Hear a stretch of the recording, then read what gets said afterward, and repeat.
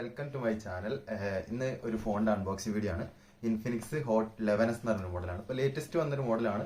ഇൻഫിനിക്സിന്റെ തന്നെ ഒരുപാട് മോഡൽസ് ഞാൻ ഇതിൽ തന്നെ റിവ്യൂ ചെയ്തിട്ടുണ്ട്. അത്യാവശ്യം തരക്കേടില്ലാത്ത ഫോണാണ് കേട്ടോ. ഒരു ലോ ബഡ്ജറ്റ് പ്രൈസിൽ അത്യാവശ്യം നല്ല ഫെസിലിറ്റീസ് തരുന്ന ഒരു മോഡലാണ് ഇൻഫിനിക്സ്. അപ്പോൾ അതിന്റെ ഹോട്ട് 11s എന്ന് പറഞ്ഞ ഏറ്റവും ലേറ്റസ്റ്റ് വന്നൊരു മോഡലാണ്.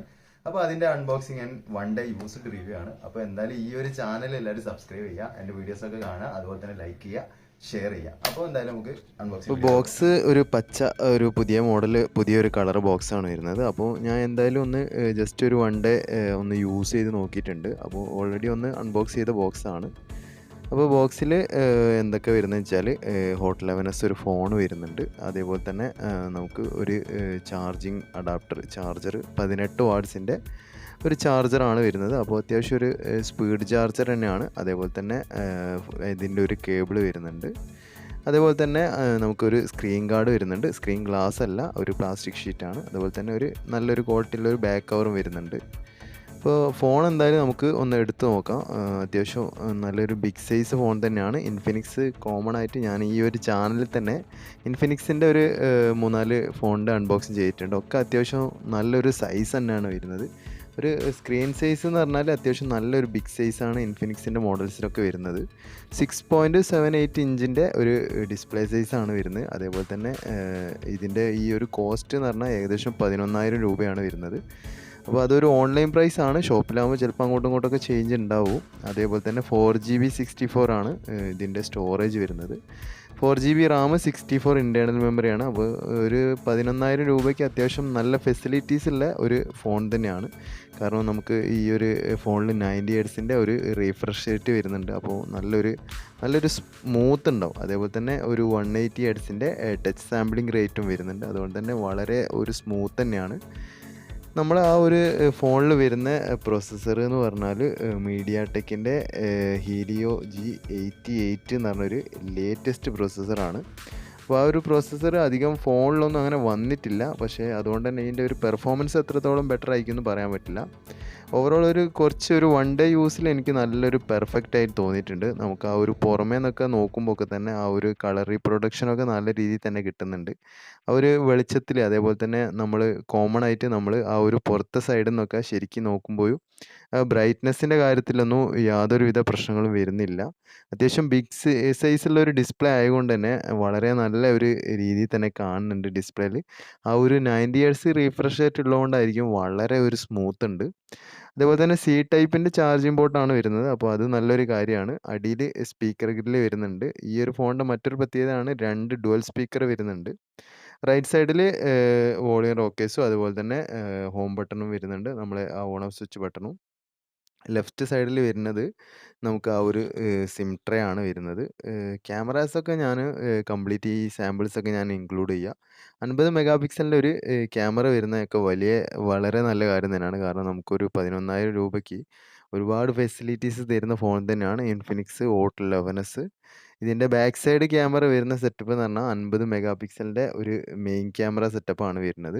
അതുപോലെ തന്നെ 2 മെഗാ പിക്സലിൻ്റെ ഒരു റിയർ ക്യാമറ സെറ്റപ്പാണ്. അപ്പോൾ അതേപോലെ തന്നെ ഒരു LED ഫ്ലാഷ് ലൈറ്റും വരുന്നുണ്ട്. ബാക്ക് സൈഡിലാണ് നമുക്ക് ആ ഒരു ഫിംഗർ പ്രിൻറ്റ് സെൻസർ വരുന്നത്. ഫ്രണ്ടിൽ നമുക്ക് ആ ഒരു പഞ്ച് ഹോൾ ഡിസ്പ്ലേയിലാണ് വരുന്നത് നമ്മൾ ആ ഒരു ക്യാമറ വരുന്നത്. ഫ്രണ്ട് ക്യാമറ 8 മെഗാ പിക്സലിൻ്റെയാണ്. ആ ഒരു പഞ്ച് ഹോൾ വരുന്നതുകൊണ്ട് തന്നെ അത്യാവശ്യം നല്ലൊരു സ്റ്റാൻഡേർഡ് ലുക്ക് തന്നെ ഫീലിംഗ് ഉണ്ട് കേട്ടോ. ഞാൻ ഈ ഒരു ഫോണിൻ്റെ ഡിസ്പ്ലേയിൽ ഞാൻ ഒരുപാട് നോക്കിയവർക്കും വളരെ നല്ല പെർഫോമൻസ് ആണ്. അതേപോലെ തന്നെ ചാർജിങ് 18 വാട്ട്സിൻ്റെ ചാർജിങ് കേബിളും അഡാപ്റ്ററാണ് വരുന്നതെങ്കിലും അത്യാവശ്യം നല്ല സ്പീഡ് തന്നെ ഏകദേശം ഒരു 1-1.25 മണിക്കൂർ കൊണ്ട് തന്നെ ഫുൾ ആവുന്നുണ്ട് ഫോൺ. 1.25-1.5 മണിക്കൂറിന് ഇടയിൽ. അതേപോലെ തന്നെ ഇതിൻ്റെ ഡിസ്പ്ലേ അത്യാവശ്യം നല്ല ക്വാളിറ്റി ഉള്ളൊരു ഡിസ്പ്ലേ തന്നെയാണ് കേട്ടോ. കാരണം നമ്മൾ ആ ഒരു എന്താ പറയുക, ആ ഒരു LED ഡിസ്പ്ലേൻ്റെ ആ ഒരു ക്വാളിറ്റി തന്നെ LCD ഡിസ്പ്ലേക്ക് കിട്ടുന്നുണ്ട്. ആ ഒരു ക്വാഡ് ആയിട്ട് വരുന്ന ഒരു സെറ്റപ്പാണ് ഡിസ്പ്ലേയിൽ വരുന്നത്. ആ ഒരു സൗണ്ട് സിസ്റ്റമൊക്കെ വളരെ നല്ലൊരു സൗണ്ട് സിസ്റ്റം തന്നെയാണ്. ഡുവൽ സ്പീക്കർ ആയതുകൊണ്ട് തന്നെ വളരെ നല്ല പെർഫോമൻസ് ഉണ്ട്. കാരണം ഈ പ്രൈസ് റേഞ്ചിൽ നമുക്ക് ആ ഒരു ഡുവൽ സ്പീക്കറിലൊന്നും അധികം കിട്ടുന്ന ഫോൺസൊന്നും അവൈലബിൾ അല്ല. നമുക്ക് ഈ അത്യാവശ്യം നല്ലൊരു റേറ്റിലൊക്കെയാണ് ഈ ഒരു ഡുവൽ സ്പീക്കർ സെറ്റപ്പ് വരുന്നത്. അത്യാവശ്യം നല്ലൊരു ക്വാളിറ്റി ഉള്ള സൗണ്ടും ഉണ്ട്. അതേപോലെ തന്നെ ഫോണിൻ്റെ ഈ ഒരു നമ്മൾ ആ ഒരു ഫോണിൻ്റെ സ്മൂത്ത്നെസ് വളരെ സൂപ്പറായിട്ട് തന്നെ പെർഫോം ഉണ്ട് കേട്ടോ. ആ ഒരു 90 ഹെർട്സിൻ്റെ ആ ഒരു റീഫ്രഷ് റേറ്റ് ശരിക്കും അറിയുന്നുണ്ട്. ഫോണിൻ്റെ വെയിറ്റ് വരുന്നത് 205 ഗ്രാമാണ്.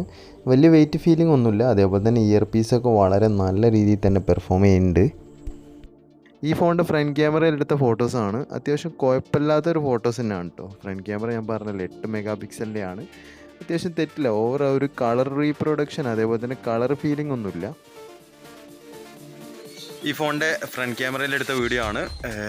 നല്ലൊരു കിടിലൻ ക്വാളിറ്റി തന്നെ ഉണ്ട് കേട്ടോ. അത്യാവശ്യം നല്ലൊരു ക്ലിയർ ഉണ്ട്. ഈ പ്രൈസ് റേഞ്ചിൽ പൊതുവേ ഇൻഫിനിക്സിൻ്റെ ക്യാമറാസൊക്കെ അത്യാവശ്യം തരക്കേടില്ലാത്ത ക്യാമറാസാണ്. ഇതൊക്കെ ഈ ഫോണിൻ്റെ ബാക്ക് ക്യാമറയിലെടുത്ത ഫോട്ടോസാണ്. പോർട്രേറ്റ് മോഡ് അതുപോലെ തന്നെ നോർമൽ ബ്യൂട്ടി മോഡ് കാര്യങ്ങളൊക്കെ വരുന്നുണ്ട്. അത്യാവശ്യം നല്ലൊരു ക്യാമറ തന്നെയാണ് കേട്ടോ. അത് നല്ല പകൽ വെളിച്ചത്തിലാണ് ഈ ഫോട്ടോസൊക്കെ എടുത്തത്.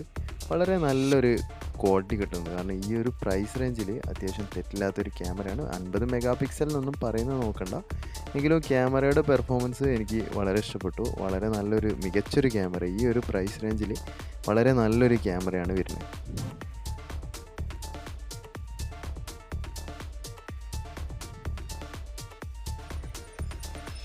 ഇത് ഈ ഫോണിൻ്റെ ബാക്ക് ക്യാമറയിലെടുത്ത വീഡിയോ ആണ്. Full HD at 30 frame per second വീഡിയോസാണ് നമുക്ക് ഇതിൽ റെക്കോർഡ് ചെയ്യാൻ പറ്റുന്നത്. വളരെ മികച്ചൊരു ക്യാമറ തന്നെയാണ്. വീഡിയോസും നമുക്ക് അത്യാവശ്യം നല്ലൊരു ക്വാളിറ്റി ഉണ്ട്. സൂമിങ്ങിലൊക്കെ അത്യാവശ്യം നല്ല രീതിയിൽ തന്നെ കിട്ടുന്നുണ്ട്. സ്റ്റെബിലൈസേഷനൊക്കെ ഒരു ഏവറേജ് ആയിട്ടേ ഫീൽ ചെയ്യുന്നുള്ളൂ. എന്തായാലും അത്യാവശ്യം നല്ലൊരു ക്യാമറ സെറ്റപ്പ് തന്നെയാണ്.